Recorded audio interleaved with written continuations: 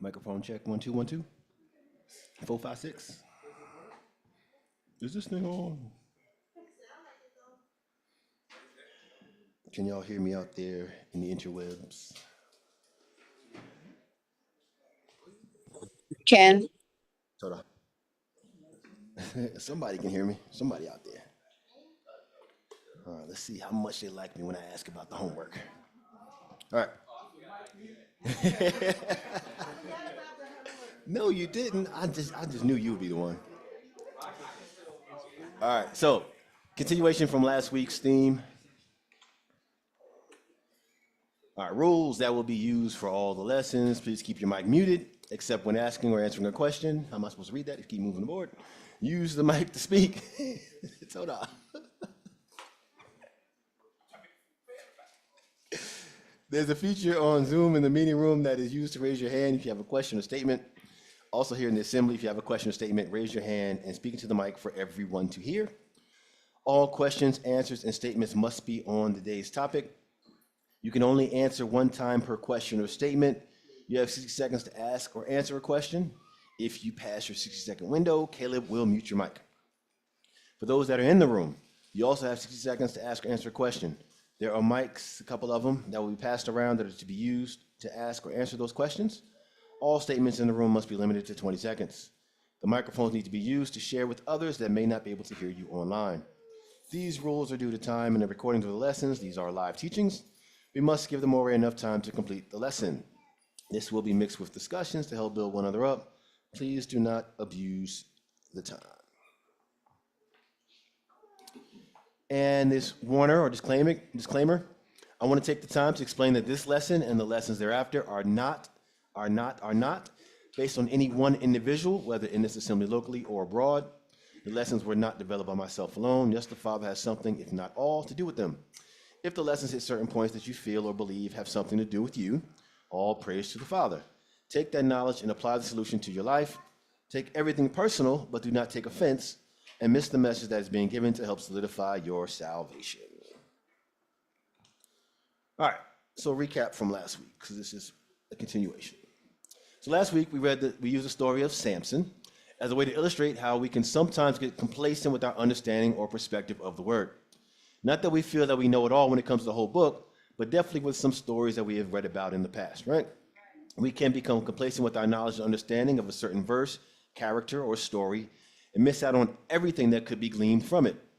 Or perhaps we have a total misunderstanding of it and never consider going back again to gain a better one.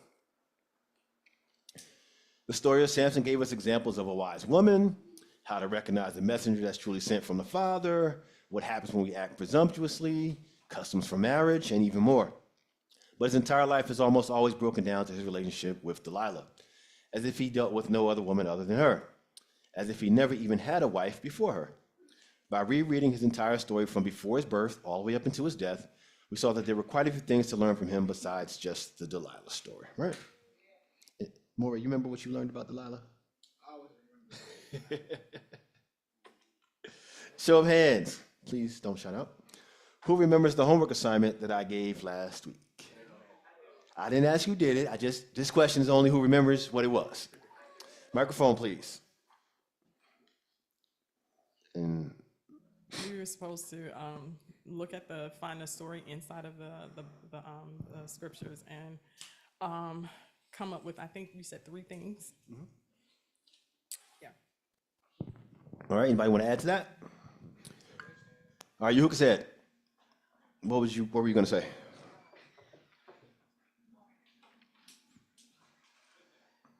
I guess he wasn't going to say nothing. All right. It said, I didn't remember the 3 things, but I remember going looking at a story and seeing if you can get anything else from that particular story that, you learned as a child. Correct. See if you can point out 2 or 3 things that you hadn't noticed before. So, who would like to share the passage that they went back to read and a few things that they noticed or considered this time that they had not noticed or really considered before? Any brave souls?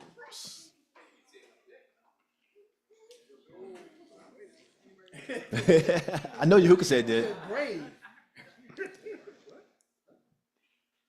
There was an excuse in the back room. I did it before. You know, I did last month's math homework. Can I get an A? That's not how homework usually works. All right, you who can say what you got? Yeah. Let's see. I read about Jonah. Got Jonah. the- One thing that I didn't notice before is that even in Jonah's disobedience, prior to him going to Nineveh, when they was on the ship and everything like that, you had all these other people from different nations that were, trying to appease their Elohim to calm the storm, but when Jonah told him what was going on, he was like, "Yeah, I worship Yahuwah, da da da, the creator of heaven and earth," and they were like, "What?" So they throw him off, and then they all prayed to Yahuwah, say, "Yahuwah, please do not allow us, to perish." And Yahuwah did not allow them to perish. And what they did was they made a sacrifice to Yahuwah. So don't know if they turned away from their Elohim, but it's a high possibility they turned away from.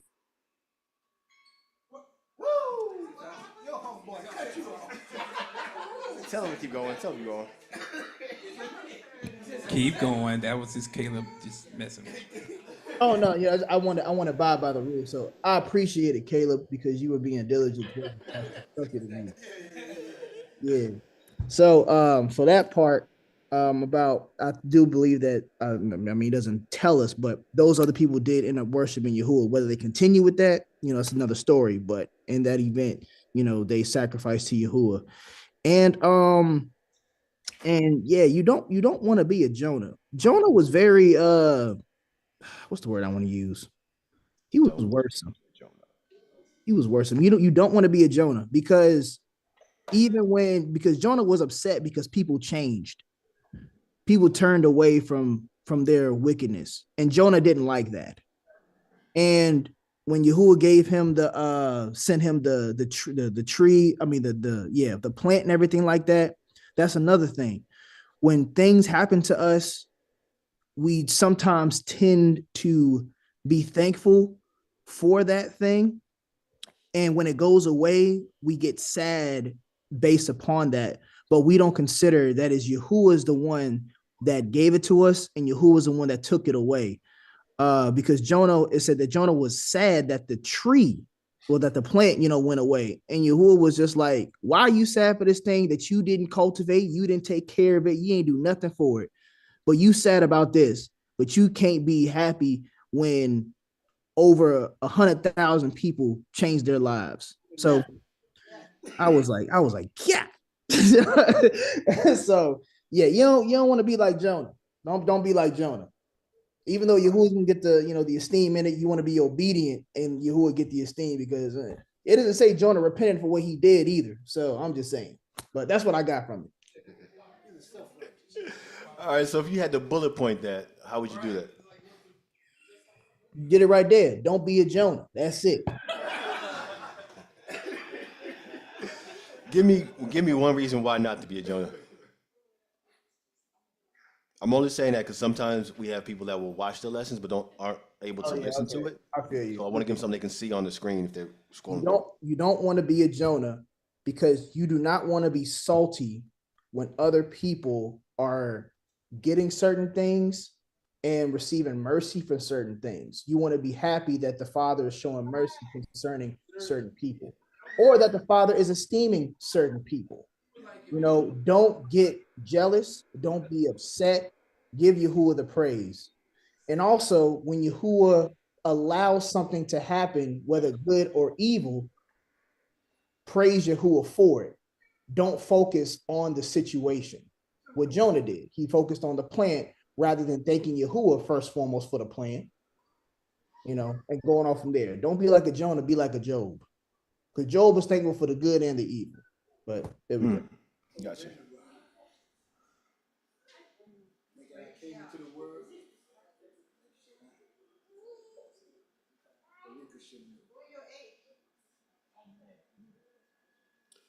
All right. I got distracted. Travis, in essence, what did you come up with?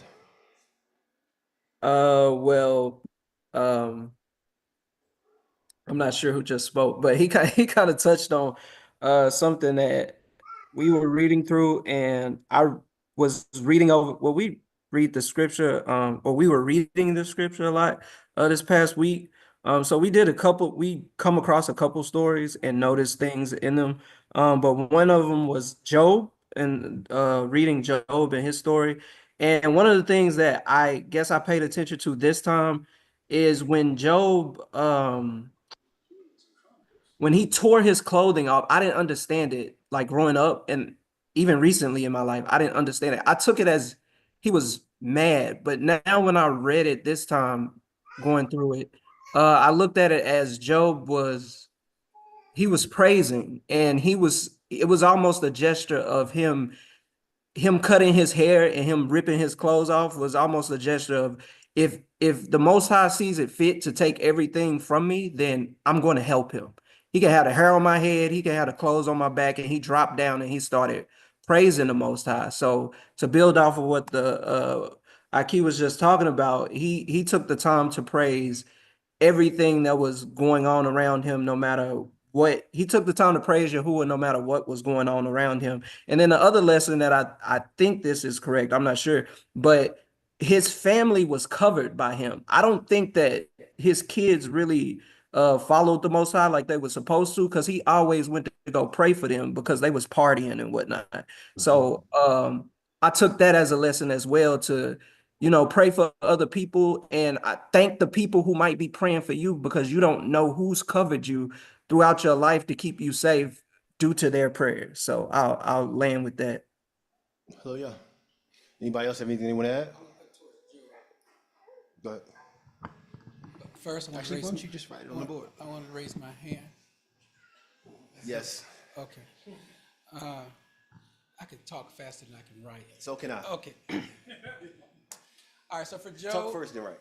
All right. So for Job, one of the things I think we should take a look at is the Father tested Job, right? So the question becomes is, for all of us, even for myself, but for all of us, is, are we ready to be tested? Okay. So, are we ready to be tested? And I'll elaborate on this a little bit more. All right, so sometimes the Father sees that he knows we can overcome a test. The problem is we don't have the confidence in ourselves to be able to walk that test out. So as soon as that pressure comes, we fall. But the Father already knows you already have it in you. Just walk it out, right? Now me going into the Moses story about when they were coming out, and Ezra, just why are you calling on me? At some point he's giving you what you need for the test, right? Mm-hmm. The second thing about Job is, as the brother talked about before, when it comes to your family, friends and things like that, you can pray all you want, but if they choose not to do something, it's out of your hands. So much as sacrificing he tried for his family, at some point you got to understand that it's on them. The blood is on them at some point. Okay, so if you've done all that you're supposed to do, now you leave it to them to make those final decisions, right? I'll give you because that'll be more writing. So I'll give you one more. I got so much. All right. So the other portion about it is, even in the test, didn't Ayob or Job find out how wrong he was? So sometimes in the test, it helps us see where we need help. And so the Father allows us to go through things so that we can see ourselves in the process. Okay? All right, I yield.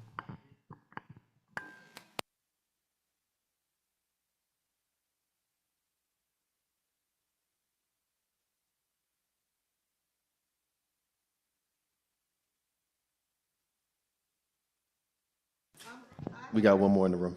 Okay, okay. We, my Ish and I are reading the Tanakh again, and I got to the place where, I think this is going to be relevant. I don't know, where Acharon and his sons was called to the set apart place. They had got dressed and everything. Two of his sons went into offering the sacrifice, but they had something wrong with him. They did not go completely, they was like boasting and look at us, and it might have been drinking, I do not know, but it sounded like it.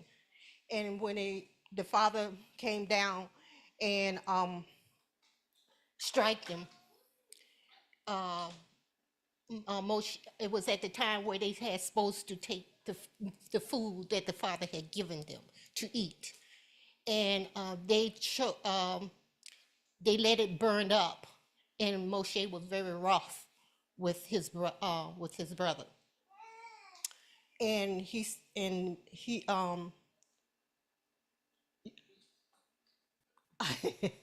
Acharon has said that would it have been right in order to take the sacrifice with what I'm feeling now?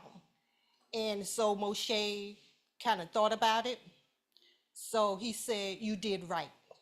So that was showing them that the father did not always talk to him. He also talked to Acharon. I'm sure. Toda.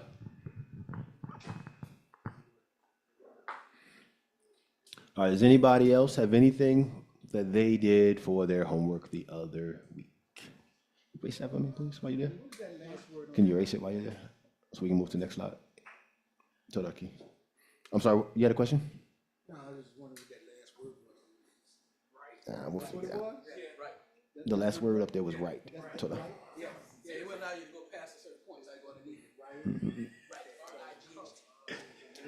All right. So I appreciate y'all for sharing your insights and your perspectives. So we're going to take a look at this week's verse. It's not an entire story we're going to talk about. But be mindful that it's not about a doctrine, right? So it's not about, oh, that verse isn't about that. I didn't get that from that verse. How did you get that? The theme is about how you can view scriptures and your willingness to look at things from various perspectives. Are you able and willing to receive new information? It's not about debating right versus wrong answers, okay? So we're not going to say, Job, I didn't get that from Job. That's not what Job was talking about. That's not the point, right?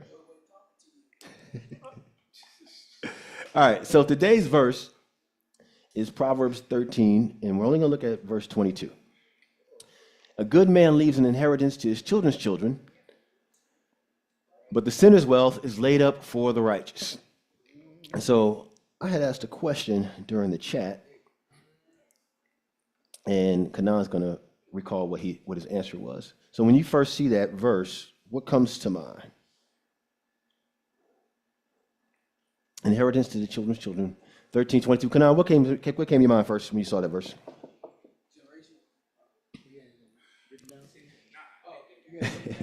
My name. Okay. All right, I had a lot to say actually. I had Proverbs 15:6. I started out with in the house of the righteous there is much treasure, but trouble befalls the income of the wicked. And I just basically say, wealth gained through sinful means doesn't last. Instead, it eventually ends up in the hands of those who are righteous and will use it wisely. That's what I said. And then I had Psalms 37:25 and 26. I said, I have been young and I am old, yet I have not seen the righteous forsaken or his children begging for bread. He is ever lending generously, and his children become a blessing. And then with that, I said, with all this, it can refer to financial inheritance. But for me, it was speaking of passing down your values, wisdom, and faith to future generations. I said that when you're righteous, it should trickle down to your children. And after that, it should trickle down to their children and so on. And then came off with Proverbs 22:6. I said, train up a child in the way that he should go. Even when he's old, he will not depart from. I stole that one later down the line, by the way. Oh, thank you. Okay, that's great. All right, somebody else, either online or in the room, what's your first thought when you see that verse? Go ahead, Caleb. I'm not that deep. I look at it and I literally see it's talking about financial, money, gold, earthly possessions. Now, going deeper, yeah, it can apply to other things. But initially, my first thought is just talking about money. Okay. Doomy, I saw you making all kinds of faces and stuff. What you want to say? I haven't picked on you in like several of my recent lessons, so you're overdue. We only got 4 mics left, so it's gonna be gotta be patient. The first thing that came to mind is the commandment about, I don't know why I got to see it all the time. Why can't I say it now? About Yah's mercy about him for the generations, exactly, for the generation to the 4th generation of them that hate me. So that's an inheritance. Righteousness is also, like Kanan was saying, that's an inheritance that if that righteousness trickles down, like he was saying, then Yah shows his kindness to the 4th generation. So that's an inheritance. Somebody was before you. Go ahead, sis.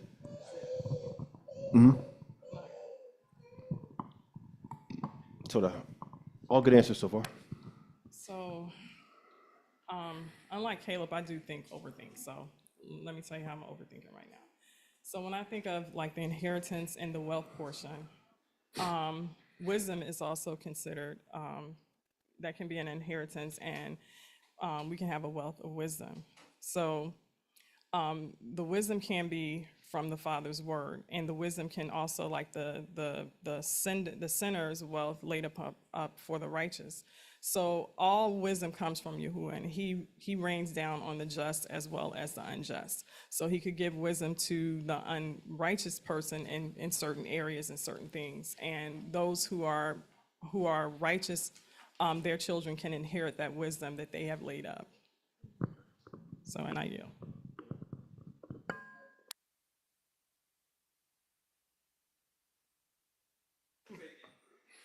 Yahusha in the wood. All now. Yeah, well, it's interesting because this verse always kind of got me because I seen it in my family where when my grandfather tried to give out an inheritance, he was like trying to be the good person, and we had so much sin in our family. When that inheritance came out, it broke up the family because it wasn't a lot, but even like one brother was taking more. And it kind of washed out my grandfather, and it just was. The bank called us. It was a total fight. But I just saw my grandfather was trying, but because we weren't born on the scriptures, there was so much sin behind our family, and it came out when the inheritance was there. It really showed me. So it kind of made me like, okay, the buck's got to stop here. Like I gotta get my act together, and this is where it's this. Yahuwah chose me to fix this. So that's what I get from that. So that Rabah?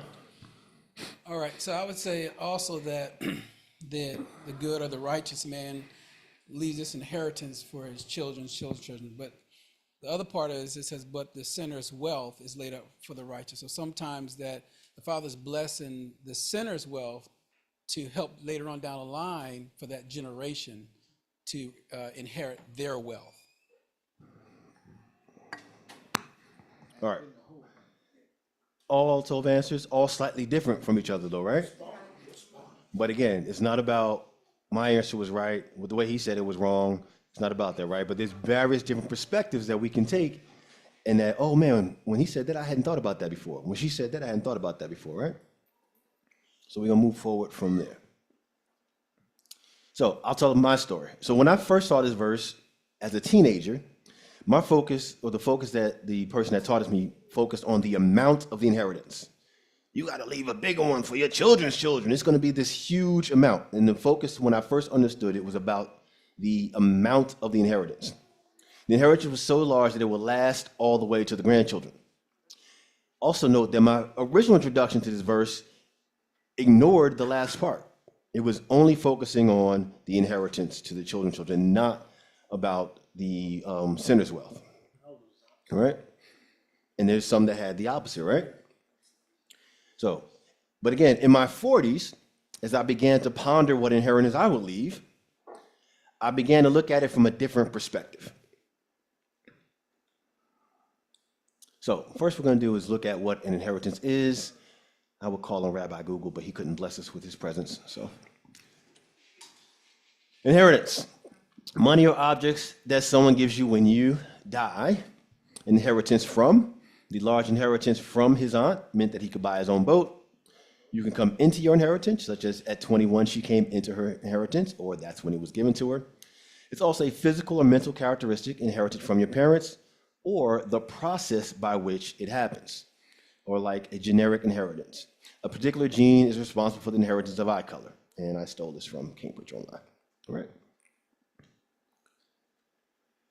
So let's look at the verse again. A man leaves an inheritance to his children's children, but the sinner's wealth is laid up for the righteous.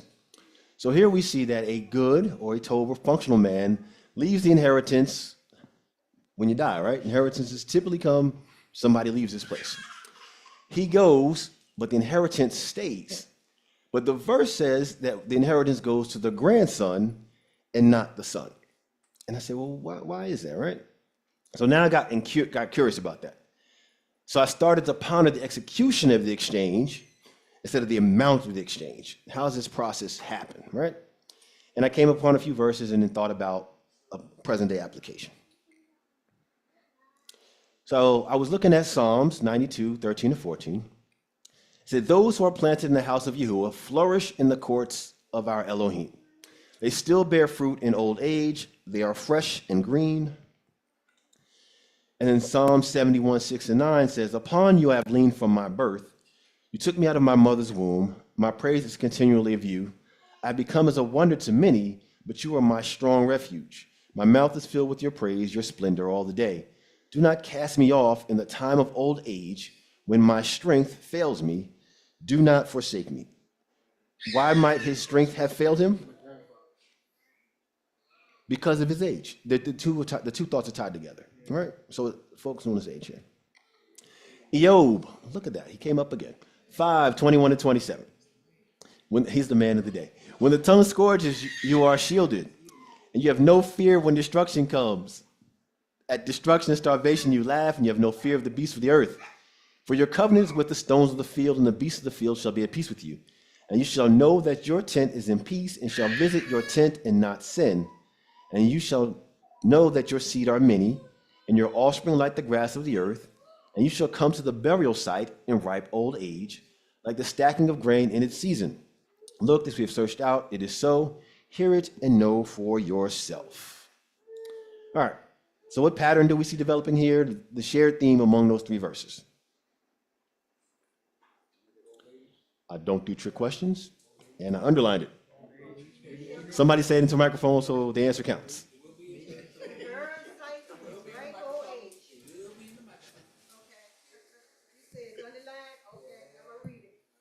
You shall come to the burial site in ripe old age. All right, that's what all three verses mention. Long life or an old age, all right? So this all ties into the application of how you give this inheritance versus the amount of the inheritance. So my focus changed when I went back and considered it again. You sure can? No, you Okay. can't. It's not always about money. It's about wisdom. My grandmother gave me a lot of wisdom. And my mother iterates some of those wisdom that she gave her. So it's not always about money. I got no inheritance from none of my family. Right. But it was the scriptures and the word. Yeah. And we'll come across that as we get a little further down, the nuance that I want to add to that. All right? All right. In 2025, today's day and age, what do we want to do with inheritance? For example, somebody leaves you 200K. 5K is not inheritance. That's a gift. 200K. What you going to do with it? Someone in their 40s, give me an answer. You ain't even in your, nope. Sorry, player. Someone in their 40s, give me an answer. We got a question in the back, needs a microphone. And Aki Kanan has something. Save some and invest the rest. You would save some and invest the rest. Kanan, you had a hand up? Yeah, it's the same thing. I would invest most of it though. Invest most of it, okay. Someone 50 and above. What is your answer?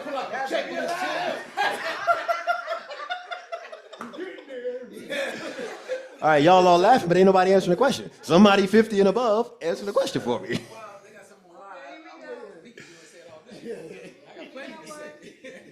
Okay, here was. Yahusha, oh, I didn't know you was that old player. Yahusha and Dawood, go ahead. I'll pay my tithes first. Pay your tithes? Pay Yeah, my that- tithes.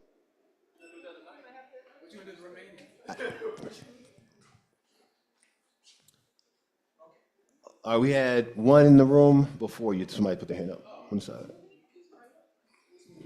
Dude, don't play poker. Your face is terrible. Matter of fact, let's play some poker so I I can win. can't hide anything with my face.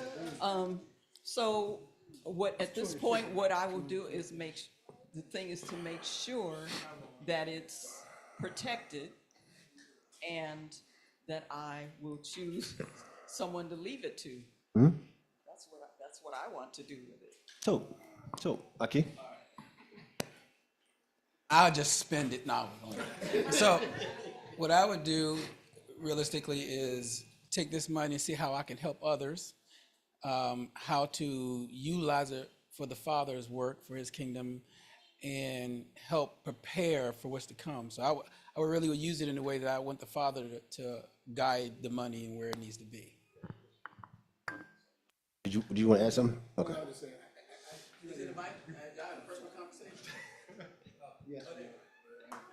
In a personal conversation, I'm just saying, you think about these things all the time as for where you got this money. It depends on where you are in life and your financial situation. You know, if you already make good money and you're doing well and you got a lot of savings, an extra $200,000 is just money in the bank. You'll probably invest it. If you got a bunch of bills, the first thing you're going to do is try to take care of some of your debt. You know, so it depends on where you are in life financially. We'll touch on that piece at the end as well.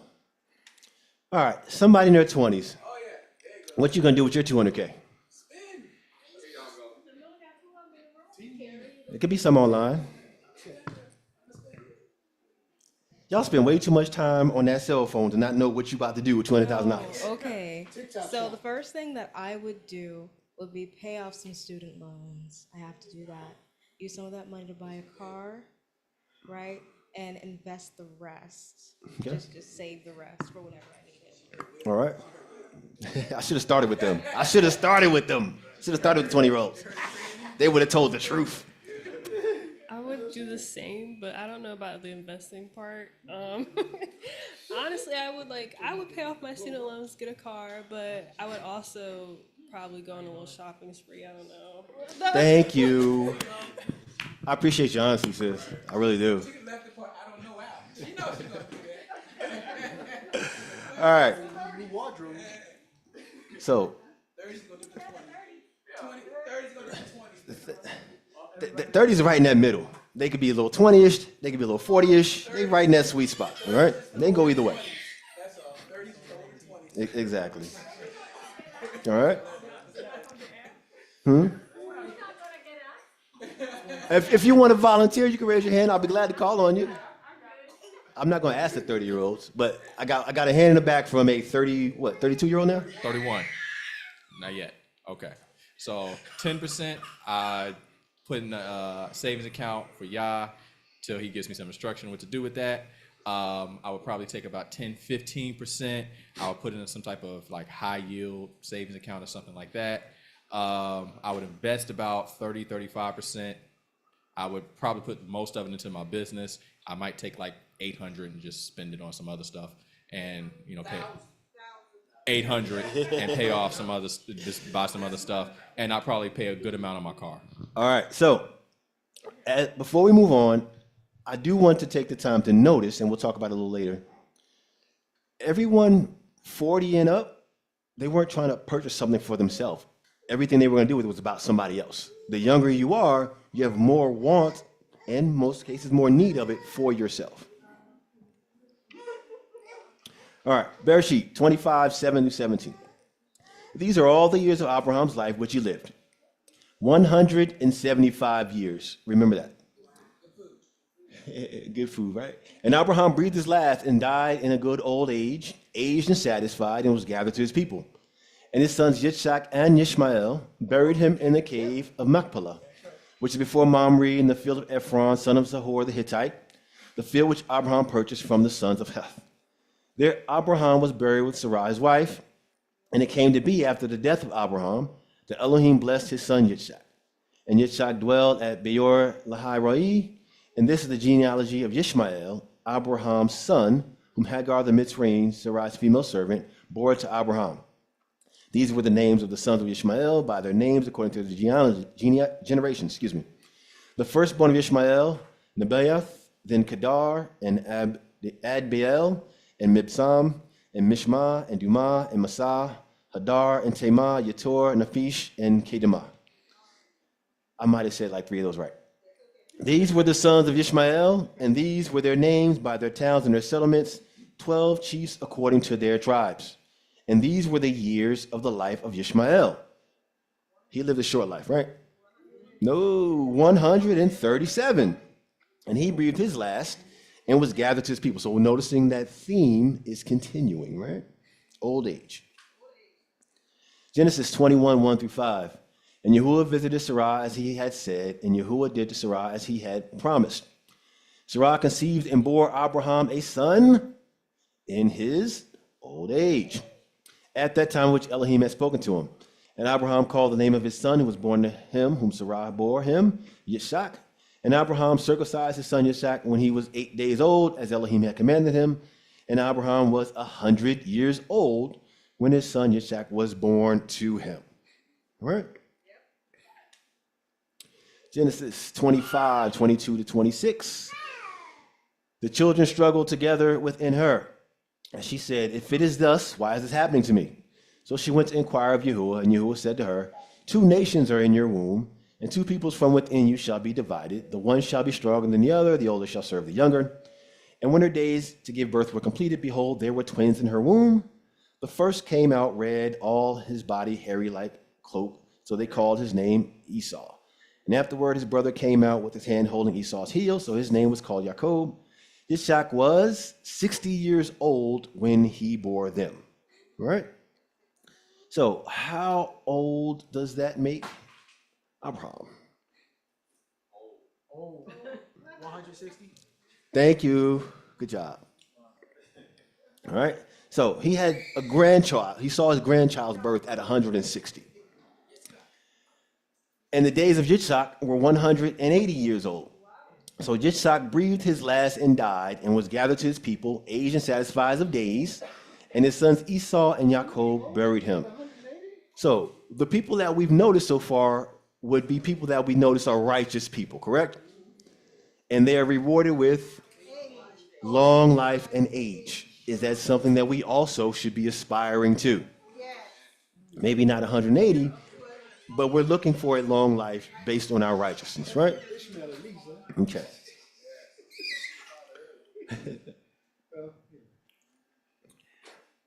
All right. So Abraham gets to see his son into maturity.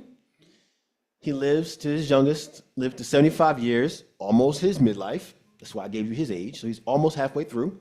And he gets to see his grandson developing. So his grandson is 15 before he leaves this place, right? He raises his son into adulthood.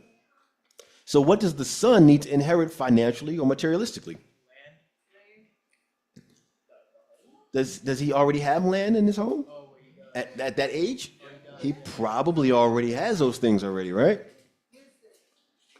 Yitzchak gets to benefit from his father's produce, his materials, and spiritual means for decades while his father is still here. The father directly provides the resource to him. He doesn't need to leave Yitzchak things because Yitzchak gets access to us while his father is still here. Would Abraham give that same access to that 10, 11, 12, 13-year-old grandson of his? Probably not. So now the grandson is going to be in need of the inheritance. He doesn't have what the father has.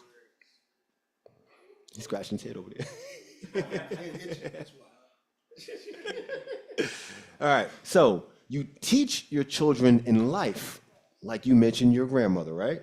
She was alive to impart those things into you, right? But you leave the inheritance to the grandchildren in death.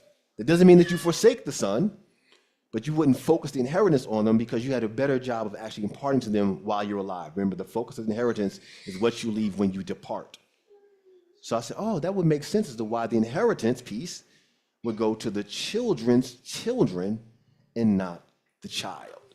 Because I've already done for the child while I was here, which goes to that debt piece, right? My son didn't get into debt because I told him to be good with his money while I was still here.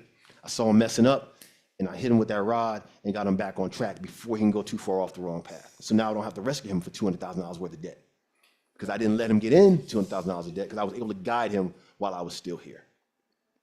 If only that was the case. Well, again, that wasn't the case for what we had to experience, but they also weren't following the same path we were following. So now we can go forth and do better, right? So again, you teach the child in your life. Like Proverbs says, train up a child in the way he should go. Even when he is old, he will not depart from it. Mishlei 31:1, the words of Sovereign Lemuel, a message which his mother taught him. She's alive to do the teaching. Devarim 6:6-7, and these words which I am commanding you today shall be in your heart, and you shall impress them upon your children. Why? Because you're here and able to do so. And shall speak of them when you sit in your house. Got to be alive to do that. When you walk by your way, got to be alive to do that.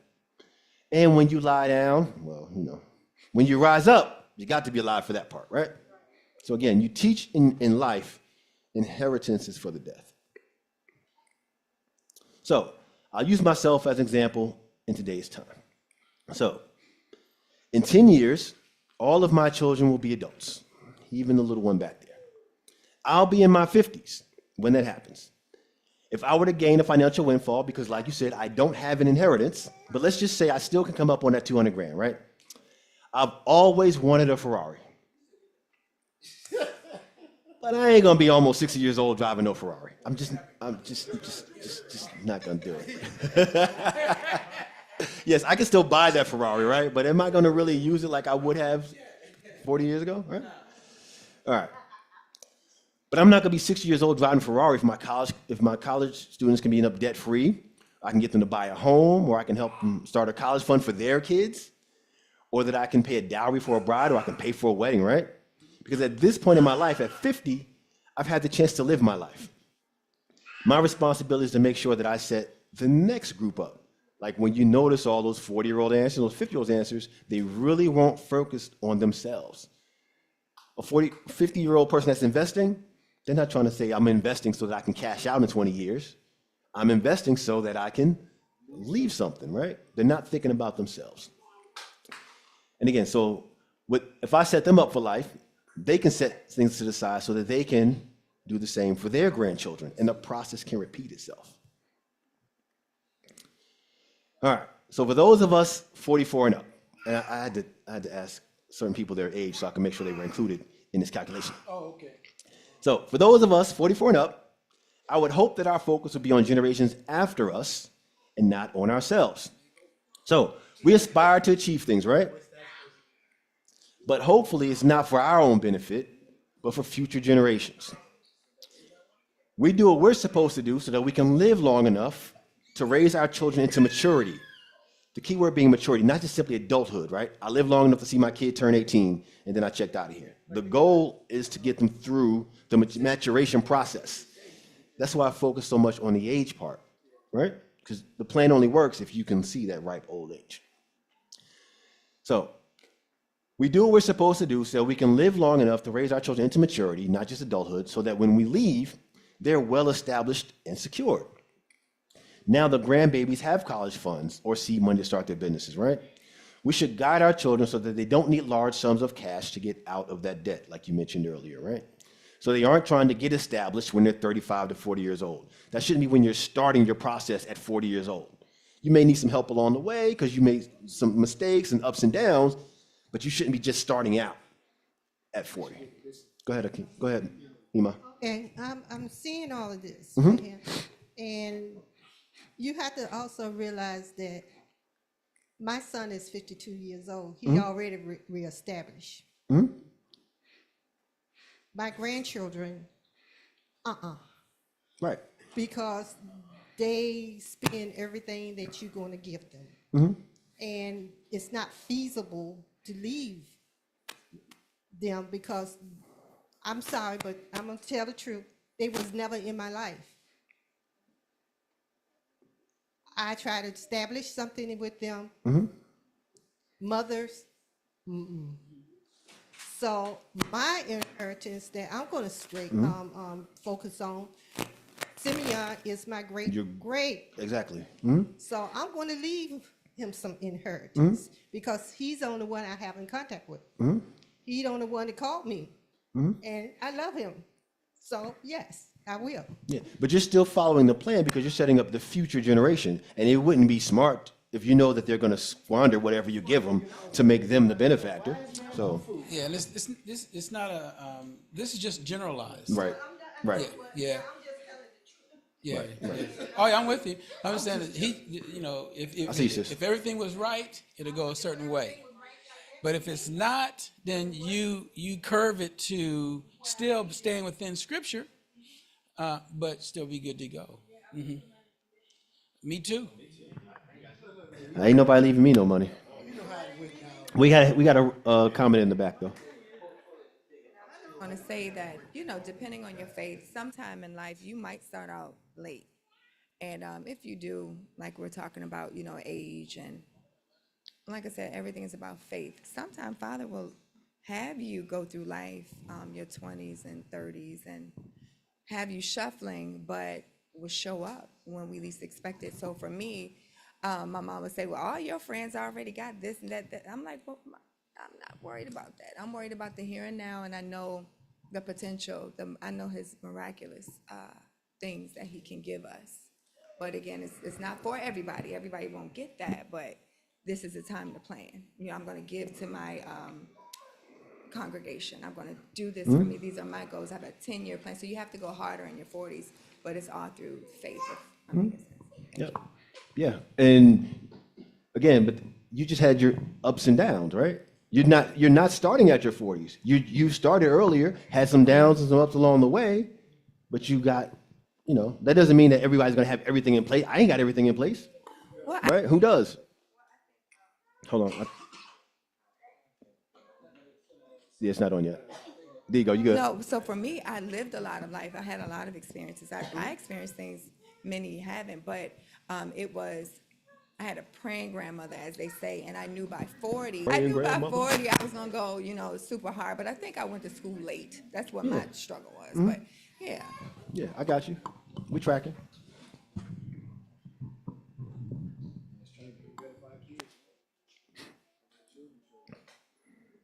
All right, so what we shouldn't be doing, sitting there rubbing our hands together, waiting on daddy and mommy's life insurance policy, with our eyes on the prize, ready to spend every dime. Right? Remember, according to the word, it's for the children's children. It's not like, well, this XYZ happened, it's my time to cash out. Now, does that mean that daddy's not supposed to give you a little something? Yes, but the focus of it is to get the next generation established. Go ahead, sis. Unless they foolish. Well, if the generation is foolish, then that's on you. With you teaching, Gotta take some responsibility on that because you were supposed to teach them while they was here. Go ahead. With you teaching this, it makes a lot of sense of something that my daddy, he always quotes that, a good man leaves an inheritance to his children's children. Well, long story, but I'm gonna make it real short. My father, when he was in the military, paid my grandmother's house off. She left the house to him. When she died, the whole house went to him. He started fixing it up and he left the house to him. I could have been like, why are you not leaving the house to me? But I didn't do that because he made the decision to leave the house to Caleb whenever he passes, okay? Of course, he did a will and everything because I begged him, please do a will, because my brother. Anyway, so he did a will and everything, but it's making more sense why he didn't leave it to me. He left it to Caleb.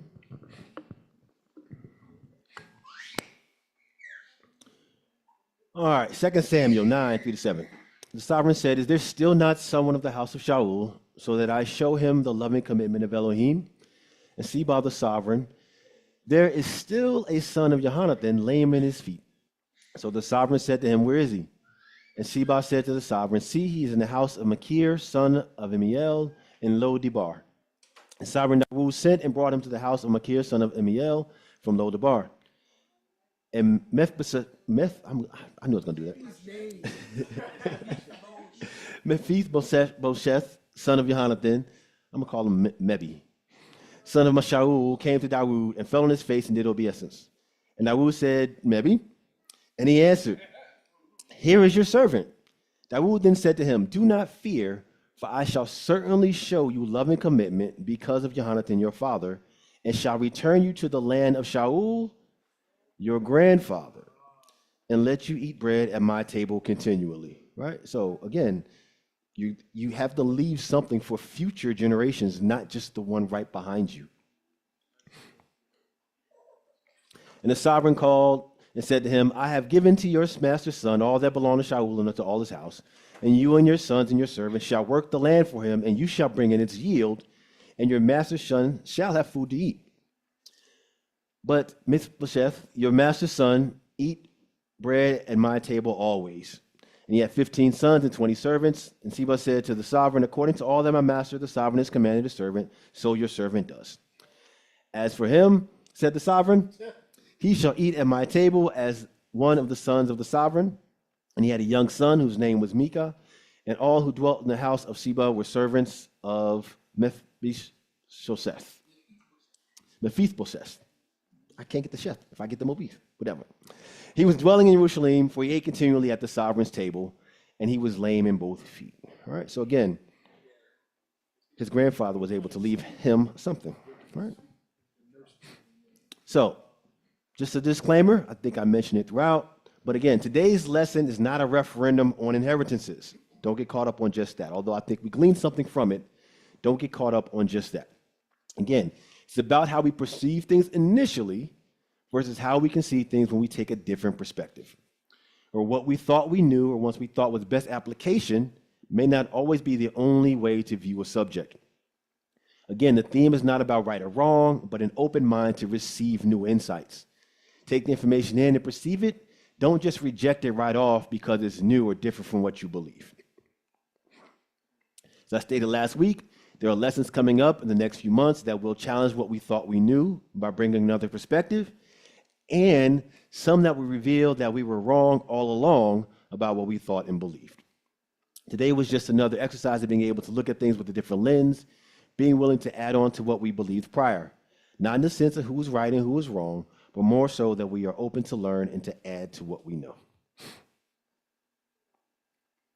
Yes. You definitely want to leave here having imparted wisdom and resources into your children. You just don't want to wait until you are gone to do so. Children gain from you while you are here. Your children's children inherit when you are gone. If everyone follows the pattern, there's no generation that goes without. Yes, some of us have some catching up to do or making up to do for what our fathers and grandfathers didn't do. So let's get to work. Go ahead, Aki. Yeah, I was going to say, in this here, we see how we would normally do things if we were in a normal situation, but now we're in this generation, you notice there's problems, right? I'm just trying to be, so it won't get banned on YouTube. So, there's issues going on to where now we have to take whatever our wealth is to work with each other, and so that we can survive on what's to come, right? So, but if we did have our own land and if we did have everything and everything was going somewhat well, we would do these principles. But if not, we got to understand, right, as it stands right now, a lot of people are having visions and dreams and things about what's to come, and versus panicking, the Father be giving us this wealth to be helping your house and others so that we can, work together for this to, be a successful transition whenever this time takes place. Was that more political? Okay. But that's part of the work we got to do. Those of us that don't like to share, those of us that don't like to cooperate, those of us that, like myself, have trust issues, we got to work on that, right? So that's all part of that work that we got to start doing that now. We can't wait until it's that time and be like, oh, I'm gonna change. I'm gonna be different now. Start working on those things now. All right. Any questions, thoughts, or comments about today's topic? All right. We're about to hit my favorite slide. I yield.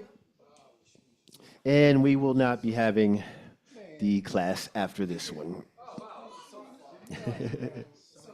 All right. All hearts and minds prepare as we close out in prayer.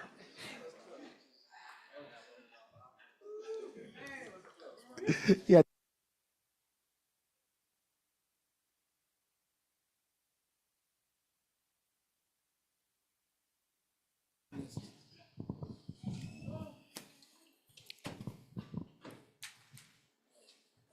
Baruch atah Yahuwah Elohim Walakalam.